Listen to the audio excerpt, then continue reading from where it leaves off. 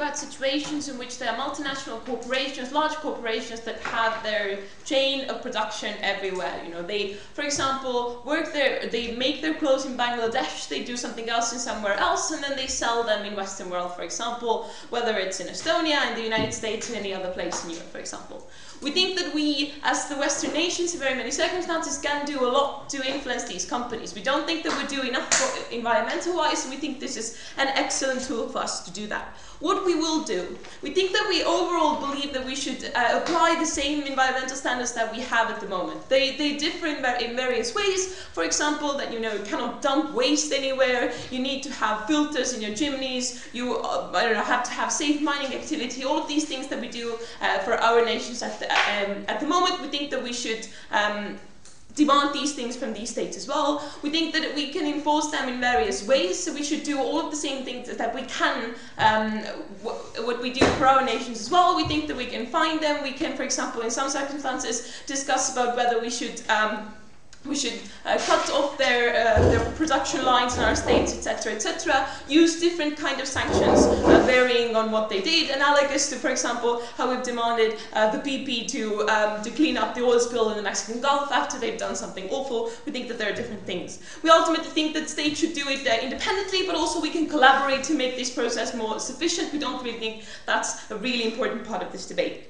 So after all of these parts of the model, I have three things that I would like to discuss just a sec. I would like to speak about how it coincides with our environmental principle at the moment. Secondly, I'd like to speak about consumerism and consumption. And thirdly, about the third world and how it impacts them. Before that, go. So to be clear, you're only talking about firms which are headquartered in the West, and also if there's already regulation in these countries, what happens then? Okay, first part is no, the headquarters don't have to be in the West. It says like some part of your production, or if you have, for example, a store in our country, that's enough. And secondly, if you have regulations in those countries, that's great. We think that we add additional from what we want out of them, because we perceive our environmental standards to be excellent and they should be followed. If they're not excellent, then they should be better, but that's not part of this debate. So firstly, let's look at the principle. We think that overall we need environmental standards for multiple reasons. There has been multiple years of debate about whether we need environmental standards, whether we need economic growth in certain areas, and we think that's an excellent debate. But overall, we as the Western states do recognize that we need environmental standards because we have problems with it, like fundamentally very awful problems that we don't really engage with a lot. We think that overall we don't really engage with those problems a lot when we have a lot of economic growth to lose, and we think that that's what happens in very many developing world countries at the moment, that they don't really pay attention to that, because if they were to pay attention to that, they would lose in their own countries, for example, economic growth. We think perceive that to be problematic. We, however, don't have that problem to that extent anymore. We think that we can overall, recognize these standards in our states, and that's what we're doing. But what we perceive problematic to be is the fact that even if we do those things in our states, that has a minimal amount of effect if the whole world is not doing the same thing also. And we perceive that to be the problem. The biggest problem with fighting environmental issues at the moment in the world is that we're not unanimous in doing that. And we acknowledge that we cannot simply dictate what other nations are doing. We can finance green projects, which we are doing at the moment. We can demand these states to have better environmental policies, which we are also doing and using a lot of political capital in order to do so. But we cannot really dictate what these states are doing and how they set their environmental standards for themselves. However, what we can do is this policy. We can add this policy to a whole package of environmental standards ideas that we have at the moment, by also following their own principle and allowing the environmental issues to be solved better, because we can use this method of leverage to actually influence a large proportion of the way these states are working at the moment, because there are a lot of multinational corporations working in various of these states, and they also form a quite large proportion of that. So we think that this is another method just to add to the principle of how we already are engaging with environmental issues to be there, and we think that if we don't do that, then our own people will also lose, because the environment itself is detrimenting due to the issues that are happening there. Even if we cannot tackle that, we should do that. Secondly, let's look at consumerism and consumption. We acknowledge that large corporations will suffer to some extent, because it's probably much more economically not beneficial for them to implement all of these standards that they don't currently have to do. And we acknowledge that. We also acknowledge that to some extent prices will go up. We perceive that to be a good thing. We think that a lot of these multinational corporations that we're speaking about do production in fields that do a lot of things that people consume tremendously, whether it's clothes, whether it's like technology stuff that people need, those sort of not very luxurious goods, but also things that people do overconsume all the time. We think that if we were to implement these standards, then probably the prices will go up, and we perceive that to be an okay thing. We perceive that to be an even better thing for the environment, because we believe that people will consume less, which is a good thing, because even if you create excellent environmental standards, you still pollute and you still do things that harm the environment. And we believe that fighting consumption in that way is also an excellent idea in order for us to actually have a situation in which we have a better environmental policies in the end. So we believe that less consumption is good. Let's look at the third thing. Let's look at the question of third world. We perceive there to be two very important impacts from this motion for them. We think that they will, for themselves also, environment will be better in the sense that these corporations will have an incentive to pollute less, to create a situation in which people have clean water and all of those things. We think that, we acknowledge that it's difficult to enforce these things, but using all of these mechanisms that we brought and can prove more, we think that it can be done to a greater extent that is being done right now. We perceive that to be problematic. But the second impact, we think that these multinational corporations will still keep on going to these places and use their lines of production there still, because other things, for example, labor, will still be very much more cheaper for these corporations. We believe that right now those nations and their current corporations or their current businesses are also very large polluters, and we acknowledge that they will not have to follow the standards that we're setting. But we believe that if we look at China, then they've already made commitments about in enhancing their environmental standards. We, however, perceive it to be problematic if we have a situation in which China wants to have those standards, but our own nations, for example, are not following them, and it creates a situation which is difficult for competition-wise for these nations to want that. If we follow these policies, then we'll create a situation in which the large corporations already need to produce less and make the production for them more expensive, which means that it creates an incentive for these nations for themselves to also implement these standards for their own in-house or in-the-state corporations, which also creates a better situation for those countries and for the environment. Thank you. Kristin for that speech, and would now like to call upon the first speaker on the proposition side forward.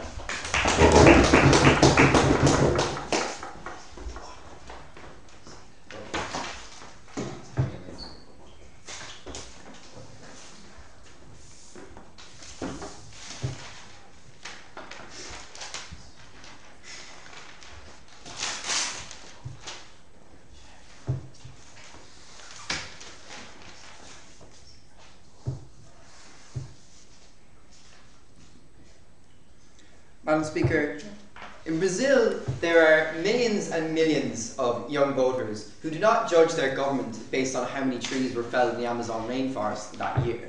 The ways in which they judge their government are how much the economy grew that year, how many percentage points GDP rose by, how many new jobs were created, how many people were pulled out of the most gut-wrenching, back-breaking poverty you could possibly imagine.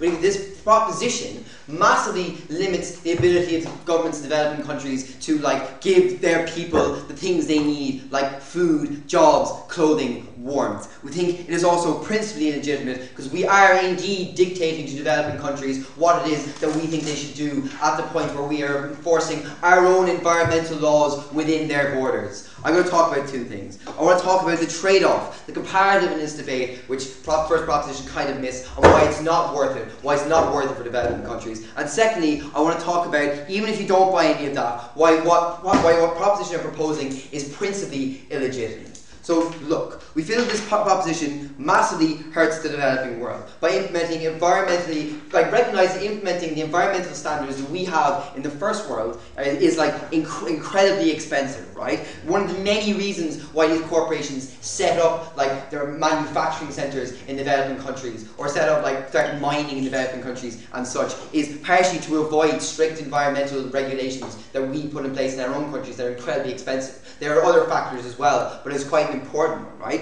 We think that increasing the cost of these businesses operating in these areas, right? Recognize the kind of business we're talking about are like manufacturing industries in these areas and things like mining in African countries, right? Businesses which also that cause massive amounts of environmental damage anyway, right? I'm going to talk particularly later about why that makes it particularly principally illegitimate. But we think that increasing the cost of businesses operating in these countries is massively damaging in a number of ways. Firstly, it discourages new businesses from setting up in developing countries. It discourages new businesses from setting up new manufacturing plants, from creating new jobs to provide people who otherwise have nothing with ways in which to feed their families, with ways in which to have a disposable income, right? With ways in which for these countries to develop, right? Because once people start have a disposable income, it's possible to have savings. It's possible to send your child to education that you didn't get. It's possible for countries to develop and to not have to rely further down the line on your manufacturing economy like they do under the status quo. We stall economic growth and more people in these countries stay poorer for longer in some of the worst poverty you could possibly imagine.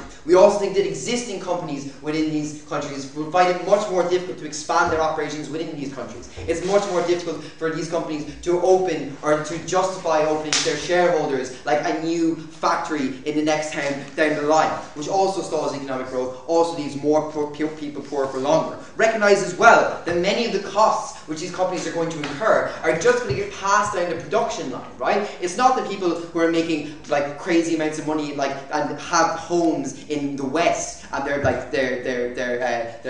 based in the US who are going to be feeling these costs. It's the workers who are going to get laid off in these countries because it's no longer profitable to run these plants. It's the workers whose wages are going to get cut. Because recognize an awful lot of these countries have poor or non-existent labour laws. Recognize as well that many of these corporations hold such political and social capital within these countries because they provide so many jobs to so many people and they're so important to those countries that they can lobby incredibly easily to get the government to change the laws, to get their government to turn a blind eye when these companies violate labour laws and stuff like that. I think they're more likely to do it at the point where we increase their costs of running, right? But also we think that for the most part these environmental regulations aren't even going to be enforced, right? So we think that they lose the comparative on that as well. Because then I just told you all the negative effects of increasing the cost for these companies of operating in developing countries. We think that the benefit that they're going to get is incredibly marginal. Recognize, I've just told you about the political and social capital which these corporations have,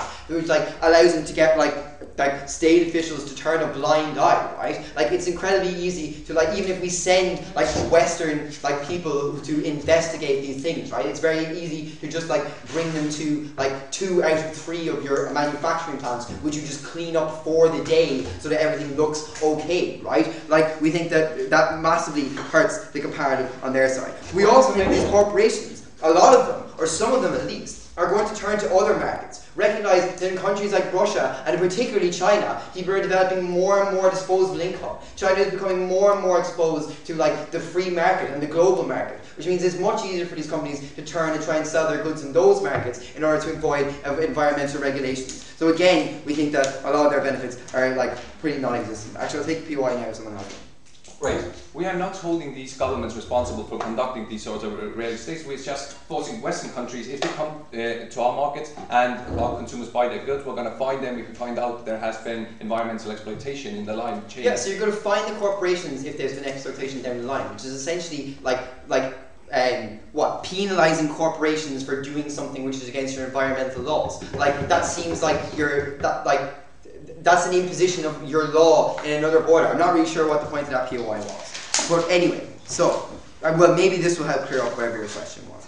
So why it is then that it's principally legitimate? Because recognize, we are indeed dictating to third world countries what is okay and what is not. Many of these developing countries and developing nations decide to allow corporations to flout environmental regulations and decide to even allow them to flout labour laws in order so that they can to encourage them to set up in these countries, to provide jobs for their people. These are decisions oftentimes made by democratically elected governments, elected by the people within those countries, to because that is the will of the people in there, right? So recognize that we are indeed dictating what we think is acceptable, right? I think it's firstly ridiculous because the reason that we are able to have those kind of laws in the West is that we don't have industry-based economies. It's that our manufacturing is done in developing countries. that we don't have to have high carbon development and we don't have to have high carbon manufacturing because we outsource it to these countries. It is then ridiculous for us to turn around to these countries or to turn around to the corporations which provide jobs in these countries and tell them that what they're doing is illegitimate, which is effectively saying to the states that what you're allowing these corporations to do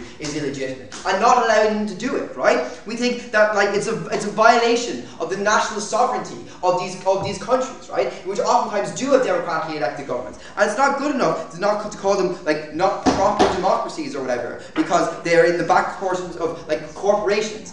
Recognise that in Western countries corporations also hold disproportionate amounts of sway within our electoral system. It is not okay for us to be making decisions for developing countries. It is especially not okay for us to be making decisions which I've told you are against our interests. We thank you. So incredibly proud to oppose. Thank you, Owen, for that speech, and we would now like to move on to the next speaker, Caspar.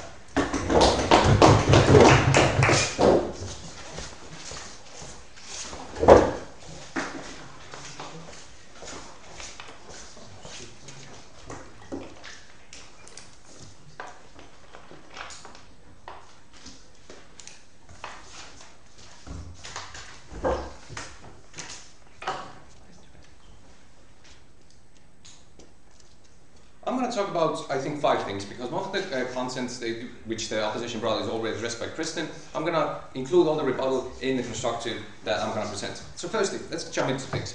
Firstly, they said that it is not okay to actually get involved in other countries' politics, right? So basically imposing yourself on others. Right, we think this is not true. This is something we do all the time. For instance, we allow our own corporations to sell military weapons to regimes, although it is a country with a sovereign politics. For instance, like I don't know, Lebanon and Hezbollah, we still allow our firms to sell guns there. Right? We impose sanctions, restrictions on them. Similarly, we do with all sorts of other human rights abuses. We don't allow banks to transfer money to Mexican drug cartels and so on and so forth. So basically, our entire global politics is set up on the idea that we have some sort of things that we find offensive or problematic or bad, and therefore we try to regulate in our own as much as we can on how a world conducts this sort of business. What we are saying is that if we have decided that we have environmental protection that is necessary, and most of the world, including China and the third world countries they want to talk about, have signed on to this idea, then it is all completely fine to use all the tools at our disposal to actually enforce those rules to be met in those countries, right? I'm going to go into more substantially why that is more easily done with our proposition, but the point of, the principal point they want to contest our case on already falls to all the other examples. We do think that some things in the West are bad, so therefore we have right in our own borders to enforce laws that make them better. That includes the environment and drug trafficking and all that, right? But let's get into pragmatics. Firstly, they said that this discourages companies from setting up. They never respond to Kristen's analysis that that's probably not true. If this is a blanket policy, then regardless of whether you are in Brazil or India or wherever, if your end consumer is in the West, then we are going to force you to uphold environmental standards. So meaning that you will have costs in each and every third world state. You have to put filters on your chimneys and so on and so forth, not dump anywhere, right? So we think that that means that there is still cheap labor there compared to the Western world, so there is no market incentive for you to move your firm away from those countries necessarily, because you still have the same environmental standards in both cases, but in one case you have cheaper labor laws, and meaning that even the extra costs that you do suffer can be just put on the price of the H&M clothes that you sell, and Western consumers can pick up the extra price tag. We think that even if they manage to argue that this tremendously slows down our economy, they also have to defend why that is necessarily bad, because we don't think that the Western people not consuming as much as they do currently is a harm compared to environmental destruction. And I would like to emphasize the environment is something that needs to be protected, because this is something is one of the biggest global threats currently. At the pace our economy is moving, we will not be able to survive the next century because of water levels are rising, CO2 emissions are polluting there, there's global warming that impacts agriculture, sea levels, sea trade, all the sectors. So this is an immense harm for the Western countries as well as the third world countries, which I will get into later. And the point is that even if the economy slows down, that might be better for the environmental goals. Then they said that Brazilian youths don't want environmental protection, they want economic growth, right? We say that is fine if they want economic growth, you can't have everything you want. There are some things that need to be weighed.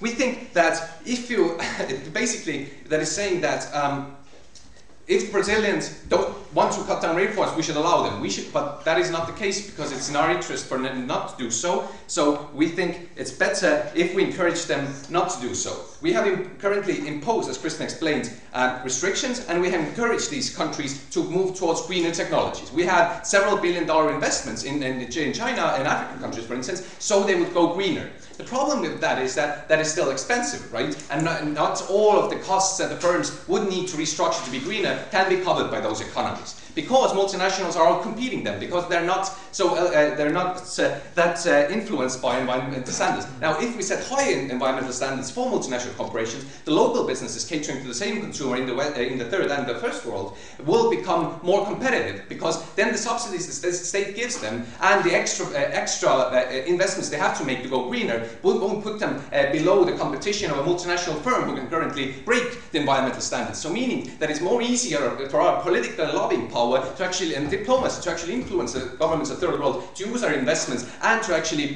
push green regulations on their own companies, because they're not losing competition out to the multinational companies, right?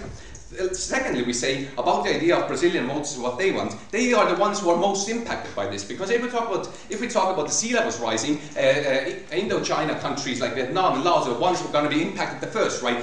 Rising water levels have caused immense environmental disasters there, and they are becoming more and more current, right? So even they are more interested in that. If we talk about Brazil and countries like that, there's agriculture dependent. Global warming destroys farming lands, and heat waves destroy crops. So the third world countries that you are so keen about are the ones who are going to feel the impacts of global warming the first. So their voters, even if not knowingly interested, are actually interested in how this policy impacts the global environment, right?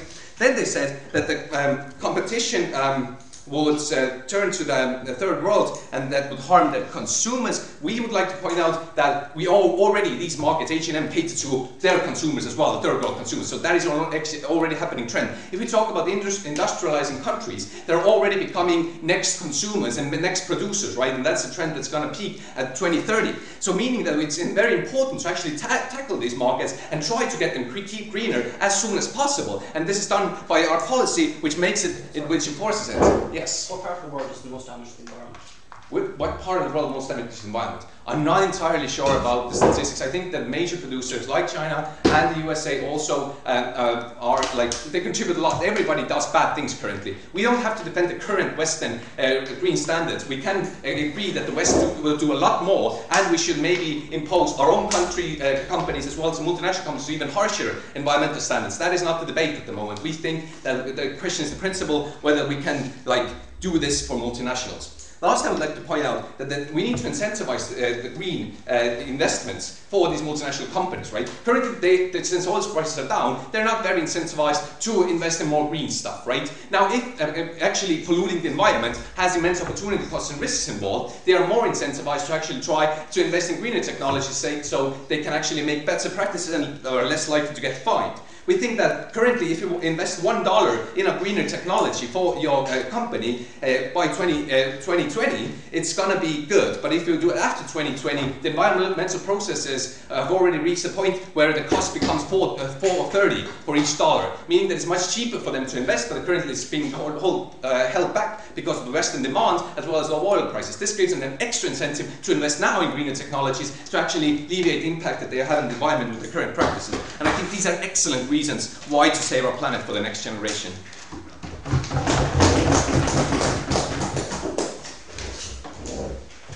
think we'll start for that speech, and now we'd like to call upon our last speaker on the proposition and what we've done.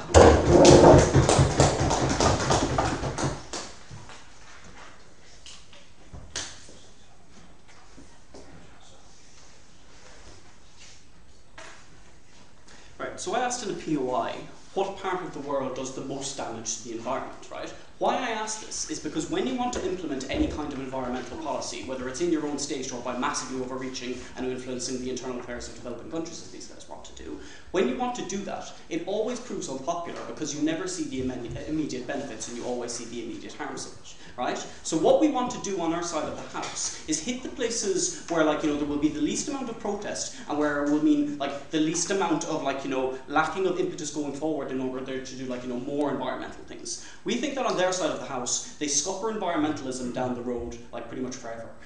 Because of the way that they just deal with IOR, basically, right? So I'm going to be talking about that. I'm going to be talking about what this does to perceptions, both amongst the developing world and amongst the developed world, because ultimately that's the only thing that matters. It doesn't really matter what the things actually are, all that matters is how it's perceived. Then I'm going to be talking about, like, how we actually get the best bang for our buck in terms of environmentalism, right? One or two bits of, like, extraneous, well, just one piece of extraneous buck, the rest of it's interwoven. Like, we've been told that we've got, like, a precedent for interference in the internal affairs of countries, right? First of all, we don't think that, like, a precedence is a substitute for, like, an actual reason or justification for doing things. Like, you can get precedents for pretty much everything. It doesn't mean that, like, they're in any way okay to do. Like, if we ended up stop selling arms to tin pot regimes around the world, or, like, sanctioning to hell and back regimes that we don't like maybe we'd be okay with that as well. We don't need to stand behind that part of the status quo as well. We may well do other things outside our position. But, like, even at that, like, we don't think that analogy even just stands, because, like, the things of, like, like selling guns to different countries and things like that, that's part of, like, allowing, like, these countries to be able to decide for them,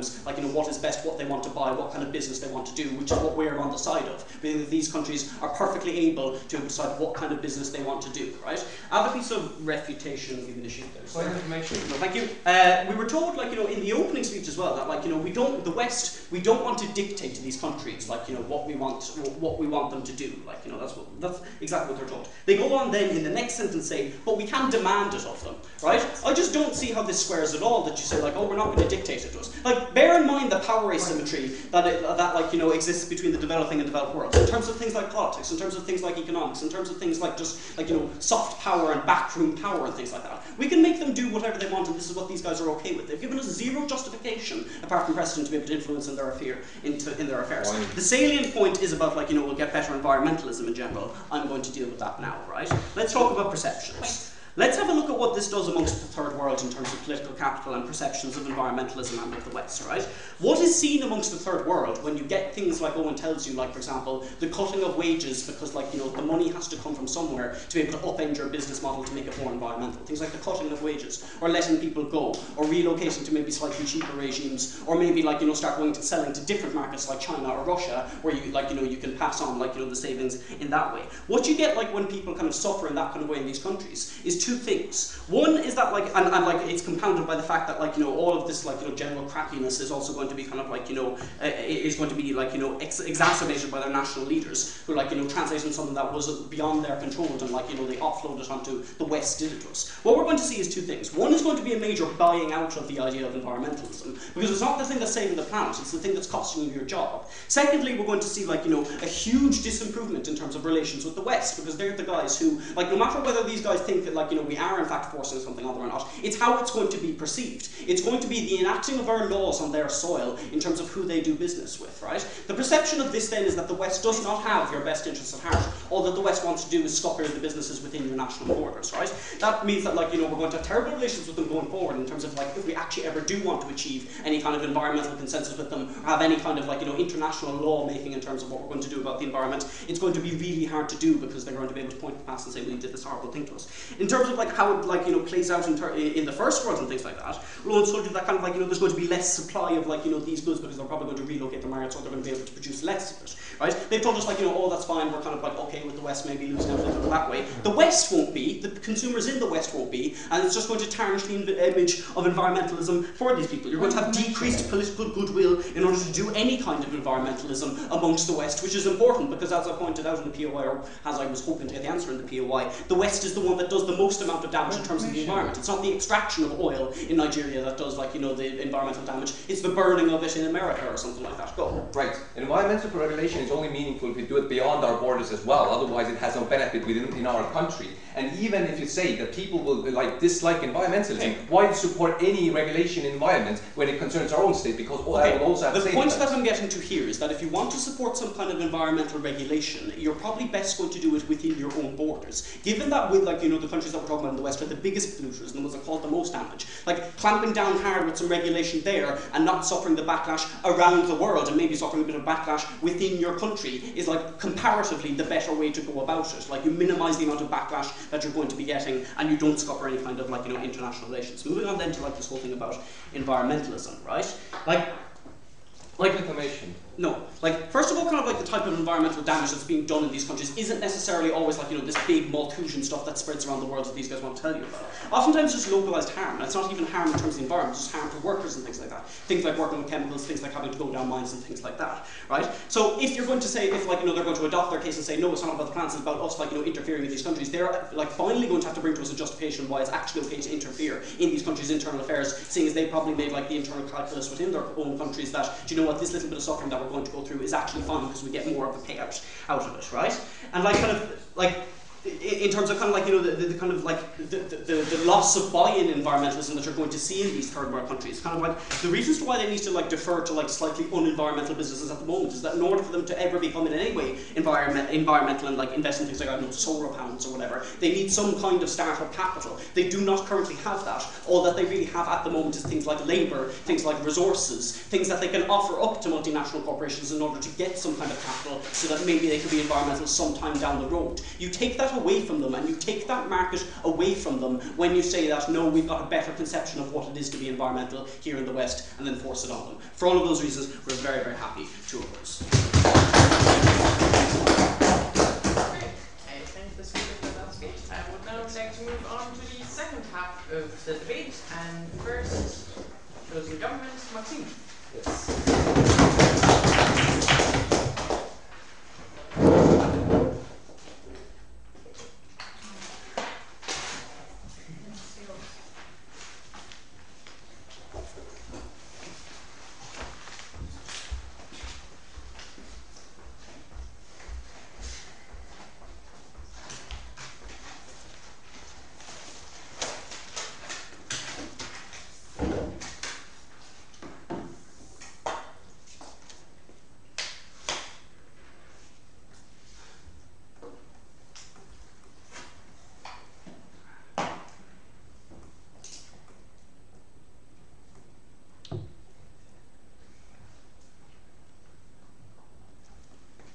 Yeah, thank you for the floor, Chair.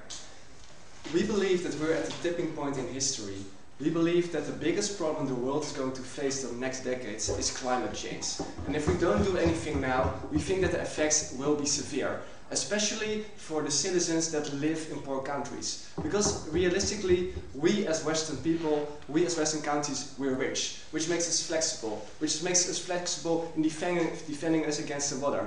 Look at the Netherlands. Why could they defend themselves so good against the weather? Because they're pretty rich and they could afford the newest technologies and things like this. Other countries, we've seen a lot of flows last year. We've seen flows in Haiti, we've seen it in India and Sri Lanka, and they were hit severely by this, especially the local people. Why? Because they weren't rich and because the climate change only reinforced the process. And we believe that the biggest cause at the moment of this climate change, with all the severe effects, are multinational corporations that don't respect environmental laws. So actually, this is the basic argument of my speech. I call it equal level playing field. But first to go to quite some rebuttal. So actually, opening opposition, they were talking a lot. They took the example of Brazil, and they were saying they can only have economic growth because they violate this environmental. No, later on, because they violate this environmental rules. So actually, well, okay, maybe that could be true. That of course, if you don't expect regulations, then for your businesses it's much easier to grow. But actually, what we've seen in Brazil is that a lot of places where those local people were living. So just look at those rainforests, for example. They were used by multinational companies that didn't have to respect any law, and actually the local people who had their own local business with that were violated with that. So actually we think it's fine to have less economic growth if this means that local businesses of local people, but also local living circumstances of people are respected in a better way. If we go from Brazil to China, well, we all know that China is booming, that they're growing massively. What's the direct effect of that? That there is a lot of air pollution, and that in most big cities in China, it's really not that nice to go outside anymore. And we think that actually the local people should always be first. So we propose sustainable growth, which means that you can only grow in this sense if your local people are not hurt by this. For example, with this pollution thing. And so like that, we do accept less economic growth because we think in the long run it's actually better for those countries as well. Yeah, they were also talking about, well, you as the West sort of intervene in other countries. Well, actually, that's not totally true, because at the moment we also see that a lot of Western companies don't respect the Western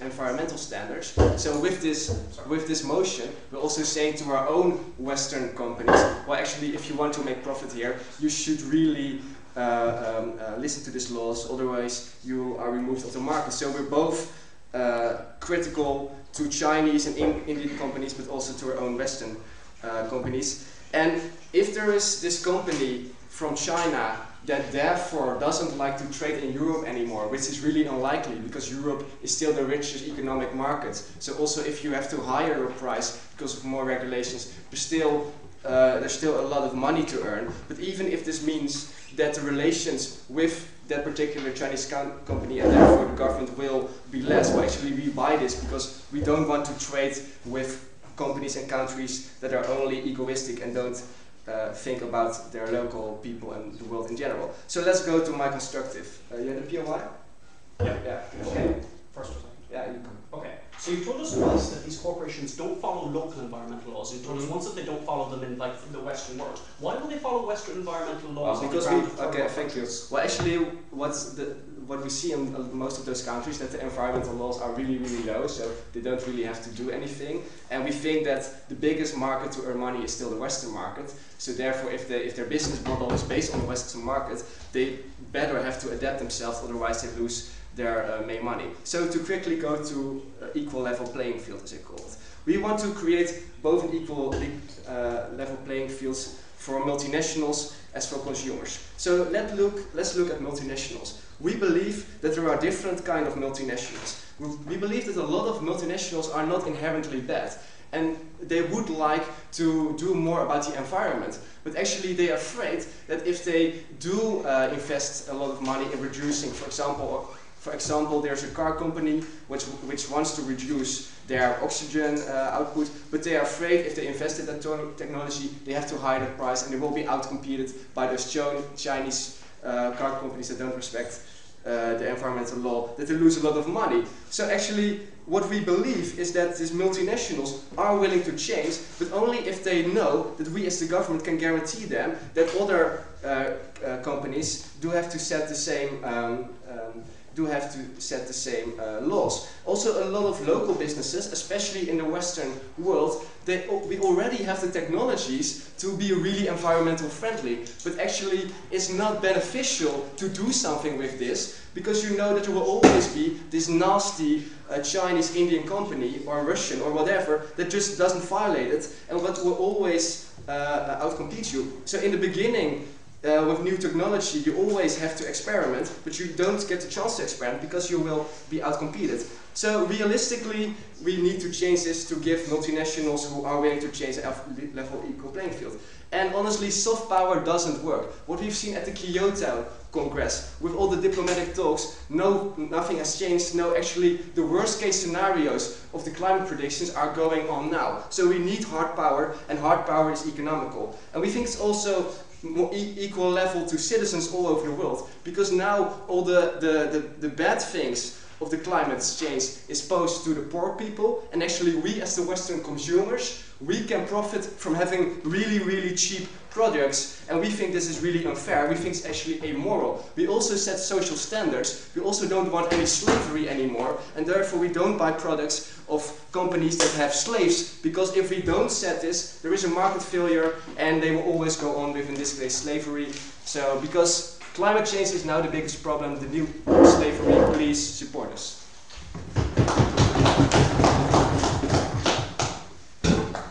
Alright, Maxime, thank you very much. Now I'd like to move to the last team in this debate, and the first speaker, Jamie.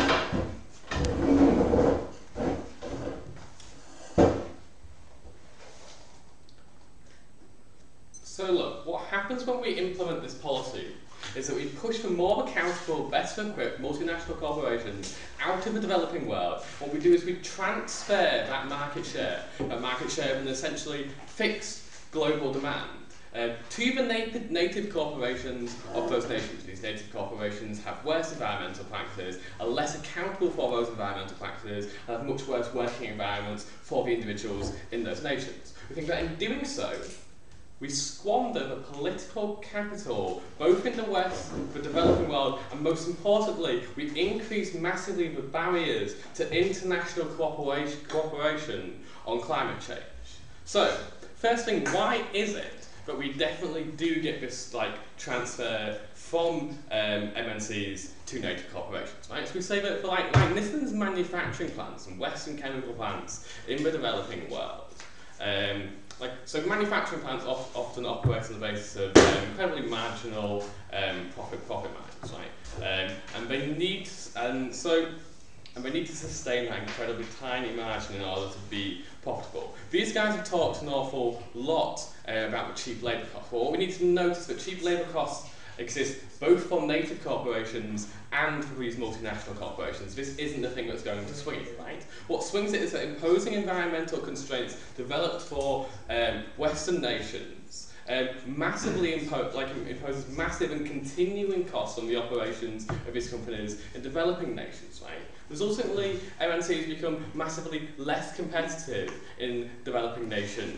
markets, right? And even if they don't pull out completely, what we definitely do get is when we become less competitive in comparison to the status quo, and they invest less in these countries, which is incredibly important because these are specifically the countries that need for indirect investment. They shrink their operations in these countries, which is important in environmental terms because even one single manufacturing plant, whether that one manufacturing plant is really bad or really good, is a massive impact on pollution. And thirdly, what we're some of them more they'll withdraw from the sections of the supply chain where the regulations are most stringent. But because, as I've already told you, demand for manufacturing goods in the world is essentially stable globally, the native firms that have less constraints, less costs, and are immediately positioned to take over, will take over. Responding to OG in terms of their discussion about innovation, we think that R&D is incredibly costly. It has immense upfront costs and immense ongoing costs they need to sustain business in the developing world if they want to do it by that mechanism. These companies are going to be unwilling to take those incredibly high risks on R&D that won't necessarily allow them to pay off in a business that is marginal to begin with, and therefore that is not what we're going to opt for rather than pulling out, as we suggest, right? What does it mean when that happens, right? So the first thing is that the response you get to this in the West, right? So we note that environmental regulations in the West are not imposed down from on high, right? They're not proclamations, but they're negotiations with business interest groups within these states, right? They're negotiations with the lobbies of business groups in the state, because we need the expertise and the cooperation of these companies in order to get legislation that is effective given the technologies and the markets that we're dealing with, right? When these multinational corporations feel attacked, when the damage is imposed by having to be constrained, operate on the world level rather than on just the US level, you're much less likely to get the cooperation you need to develop this legislation further in the future, because it's not perfect now, and we need a progressive movement towards better and better constraints on climate change. You don't get cooperation. Instead, what you absolutely do get is massively more political capital for people fighting against this kind of regulation. No thank you. Right? We say that, moreover, what you get is at the international level. So you need an international framework for dealing with climate change absolutely necessarily, right? Because you need to coordinate in order to, first of all, be able to track the externalities of different country states, but also because you need coordinated action in terms of grid sharing and technology sharing in order to be effectively able to tackle climate change, right? When it looks like Western nations are imposing on the rest of the world how to deal with climate change, these like smaller nations, these less developed nations are less likely to come to negotiations, but less likely to become members of particular treaties. It reinforces the status quo imperialist narratives that say, like, that the West can't be trusted, they're not going to look after your interests, they're going to impose upon you, right? They're not someone that you can be willing to work with. No, thank you. So, third thing is like, in terms of political capital stuff, is governments feel like they've discharged their duties, and insofar as like states are not homogenous bodies and have competing interest groups within them, the ability for a politician to say, look, we've imposed regulations in this way, allows them to make trade-offs, political trades for like worse policies within their own nations, right? To go, look, we can subsidise gas and petrol for people now because we've done this other thing. And the types of other things that you're doing in Western nations are generally much more damaging to the environment for reasons that these guys have already conceded. No, thank you. Third point, so why is it that we would prefer to have MNCs, even less regulated MNCs, than native corporations? Go. Right, local businesses usually cater to the local population, and multinationals cater to the Western consumer, and they will still win for the Western consumer because they have cheap labour laws, and even if they're shut out of the of the third world market, sit down. As I've already told you, the native corporations also have the cheap labour because they're in those countries, right? What's going to happen is the native corporations will take over the manufacturing of cars, selling them up to the higher level supply chains of Western corporations that sell them to Western nations. They're focusing on the same demand, but they're now less regulated, right? Look, so MNCs are subject to consumer pressures and journalistic investigations from Western nations, Western citizens who care about this sort of things. They have corporate responsibility charters that commit them to things like replanting trees that they cut down, right? They have the ability to be held to account both by their shareholders and by citizens in a way that native corporations in less developed countries don't happen, because their reputations on these things matter less than their reputations on the money they're making for their country, or the level, or like the number of jobs that they're creating, right? We think that multinational corporations also have technologies that native firms don't have. So native firms, even when they want to be environmentally friendly, lack the capacity to do so. We think that if you care about the environment, if you care about individuals in developing countries, vote opposition. Thank you for that speech, and now we're going to ask the last speaker on the proposition, Luke, to conclude the case for the proposition.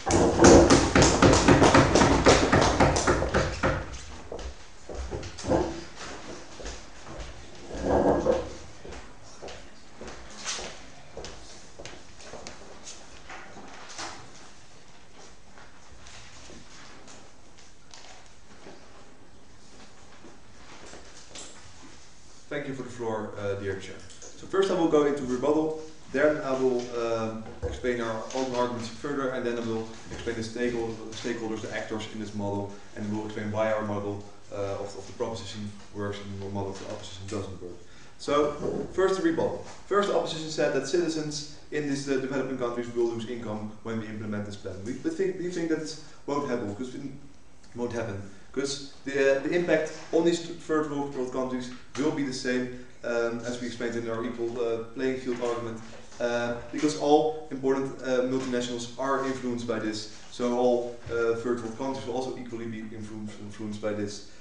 Second, then they said that companies in developing countries will then focus on lower wages or other, for example, worse working conditions to lower their costs. But we think that they won't do this much more when we implement this plan, because multinationals always focus on maximizing profit, and they can, and if they can do this, they already have done this or already tried to do this. And even if this happens, we should fight this as well, besides our own plan. Then the opposition said that companies will then leave to other countries who are not harmed by or are not influenced by Western countries. And we think that, but we think that the majority won't do this, because we see that 4/5 of the money in this Western world is in the world is in the Western world. So there are a lot of profit to make in the Western world. So the majority of the companies won't do this. And if there's another country which is cheaper to produce there, then they will already go there, despite our plan. Then they said that they throw it on the line, that they said that it's morally bad that we dictate third world countries which environmental standards are correct. But we think that's very logical that we do this, because we have the knowledge about which environmental standards are reachable and are good for this world, because we do a lot of research about it, and we think that it's good that the third world countries then can benefit from our knowledge we have about environmental centers, and it will not threat. And we will treat third world countries equal, as I already explained, so they're not unequally harmed by this. Then the opposition said that they will lose goodwill to strive for environmental change in the West. We think that this is happening now. We see that the soft line is not working. Also, citizens in the Western world see that this is not working. We see that pollution is still way too high, and we think that in our model this will work, as we will explain further, and we already explained. So this will increase the goodwill in the Western world, and even if there's a perception that third world countries are harmed by our case, then Western people will see that, and will also see that our plan is working. So they might even want to do something back and also improve their own behavior, which impacts the environment of our society. Yeah. Okay, on our side of the house we get a certain amount of domestic backlash on the West. On your side of the house you get backlash everywhere. In order for you guys to win the comparative, you need to show us that this solves environmental problems, like full stop, does it? Yeah, I will do that in my speech and in my summary. Then the last argument of the opposition was that the third world countries won't implement this plan. But we think that they will, because in our plan we will explain that this benefits them and less pollution in the country, so a better environment in their country. So going on to our own arguments. First one was that the Western countries are responsible for pollution. We think that's true because they consume the most and they profit most of the production. And secondly, we say that the West is most powerful. We see that the multinationals are mostly depend on the West. And because firstly, or they either come and exist, or are started in the West, or they sell products in the West, because 4/5 of the money is in the West. So with our plan, we will create an equal playing field, as I already explained, and third world countries will therefore not be harmed. And this will create better environmental standards in third world countries and in the whole world. So what this means is that because the West has power, they can create this equal playing field. And this means that when the West sees development on environmental beneficial technologies, this creates a mechanism to force multinationals to higher their environmental standards if the West sees a development in technologies who benefit decreasing pollution. So when we implement this plan, this will create a mechanism that benefits the whole world in the long term, and will make sure that all the new technologies who are being beneficial for the environment will be implemented by the multinationals. Going on to the stakeholders. Why are we going for the hard line? We say that the soft line was not working. We see that conferences about the environment are not affected. For example, the Millennium Goals are not reached at all. Or emissions, and also the system of emissions is not working. So we have to force multinational corporations to set better environmental standards, and the West is the one to do this. Because we have different actors in this case. The first one are multinationals who want to set better environmental standards, but can't do this because first, the extra costs are too high compared to competitors, and second, the Western consumers don't see enough. About what happens in the first production stages in developing countries, so they don't care how environmental good the first stages of production is. Yeah. Secondly, you see that small companies who want to set better environmental standards can't do this, because first they can't because the extra costs are too high, and not a lot of consumers want to pay for this now. And secondly, they can't compete against multinationals who are not setting this environmental standards that high as these small companies want to do. And thirdly, we see developing countries who also want to set better environmental standards because they want to improve their environmental standards in their country, but they can't because the multinationals have the power at this moment, and they will then leave to other countries and employment in this first world country will go down, and we think that therefore they won't change for better environmental standards. So what this means is that multinationals cost developing countries, but also other multinationals and also small companies to not be able to set better environmental standards. So these multinationals all depend on the Western countries. They are the only one who are able to force all these multinationals to set better environmental standards, as we explained in our arguments. So when there's these better environmental standards are implemented, it not only affects multinationals but also small companies and developing countries. So there will be less pollution in the whole world, not only in the Western world but especially in the developing countries. So where there will be a healthier environment, and this will benefit all the people in the world. So therefore, I'd like to propose. Thank you, Luca, for that speech. And I would like to call upon the last speaker on the opposition and the debate. Good morning, Nick.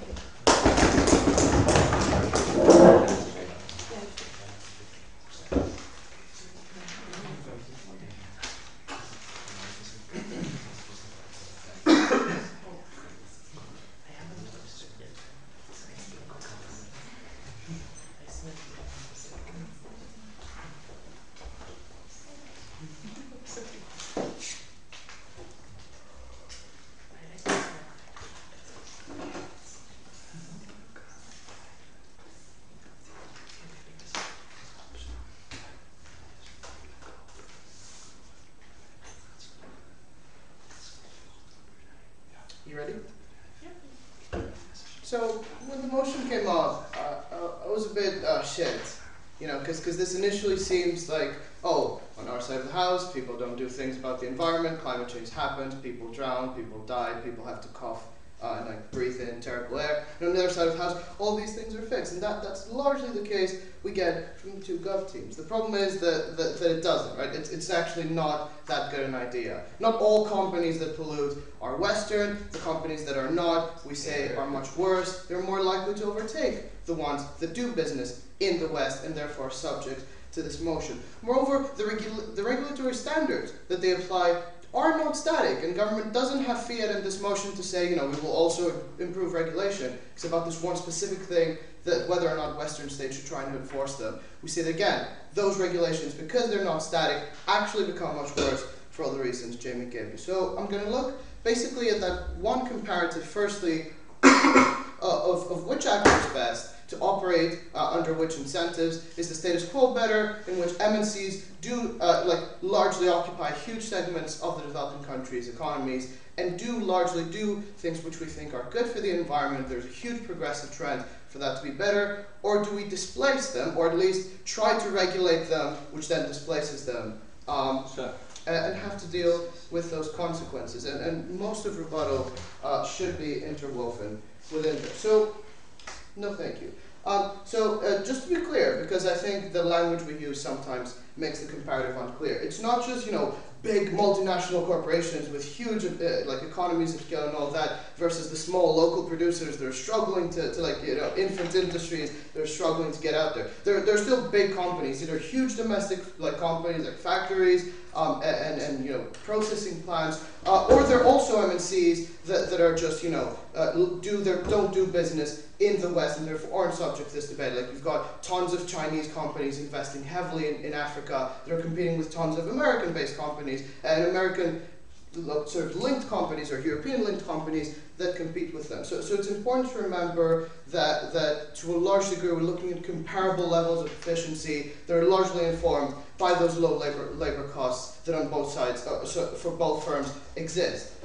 Jamie tells you, and we get no response to this, that firms, in order for them to compete, especially at this large scale, especially when you're looking at manufacturing, which is largely what causes most of pollution, as a sector, you're looking at very tight margins because you're producing thousands or millions of items of each thing. So if you can get the price down just by a few cents per unit, right, that is how you make millions, because then you multiply that by the millions you make every day. So that even those small changes that you get, that they seem to think can be absorbed, but we say largely cannot, and that's why competition is so fierce and why price levels are so similar across companies, means that these firms will largely get displaced. And they say they won't, because there still will exist demand for these things. Labor will still be cheap in those countries. The problem is that the economy as a whole isn't, like, our total global GDP level isn't static. Like, it can very well be that, absolute GDP level across the world just goes down. That has been our case, and that's also been Opening Up's case when they talked about firms no longer investing or no longer setting up in these countries. So that absolute reduction, we say, means that you get much less of a percentage being occupied by the firms, that we gave you multiple mechanisms for why they're much better for the environment. And you get, like, necessarily more because they occupy a bigger percentage of the total market of firms that don't have those accountability structures.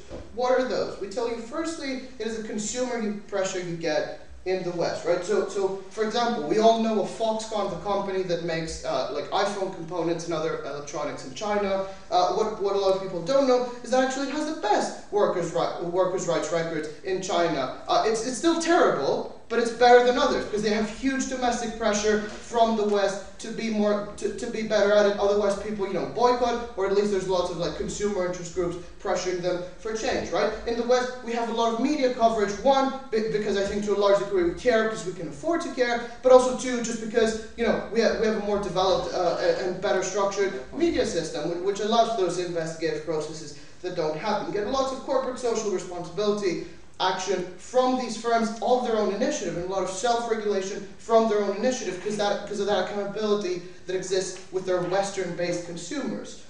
They also, as Jamie tells you, have huge access to know-how and intellectual property that allows for them to like cheaply install lots of green filters and stuff and do it anyway, because the expensive thing about them, not necessarily filters, but with other technology like machinery that is more environmentally friendly, it's about the intellectual property and the patents that you own, not buying the machine itself. All those things Western companies already have to a large extent, and isn't a problem. Right? The problem in Cambodia isn't with Western firms fucking up the rivers and throwing chemicals in, it's the domestic ones.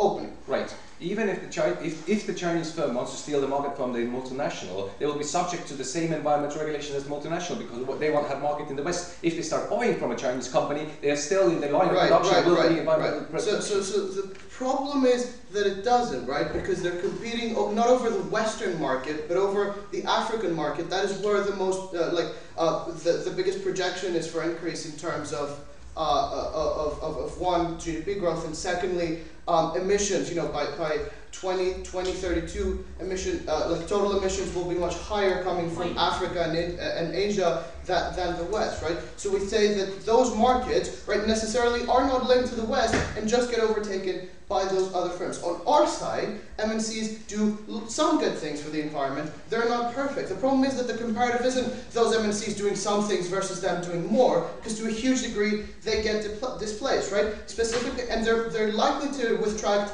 not from the industries that they don't have huge costs, but from the industries that are more likely to be prone to pollution. You get less low pollution production under their side of the house, get less of an incentive for research and development in those sectors because the companies that can afford to do that have been kicked out. And moreover, regulation actually becomes much worse, right? Because we say that regulation isn't drafted in a vacuum, right? It's a consultative process with key stakeholders. Republicans are now more likely to, lobby groups are more likely to pressure Western governments to reduce their regulatory standards because they say, look, we cannot afford to sustain our business model. So insofar as their policy works, it does by reducing environmental standards everywhere. And secondly, politicians then say to their own people, run on campaigns that say, oh, this is good because we should reduce regulatory standards because that hurts poor people, but actually fucks over the environment much worse on their side. Very happy with this, folks.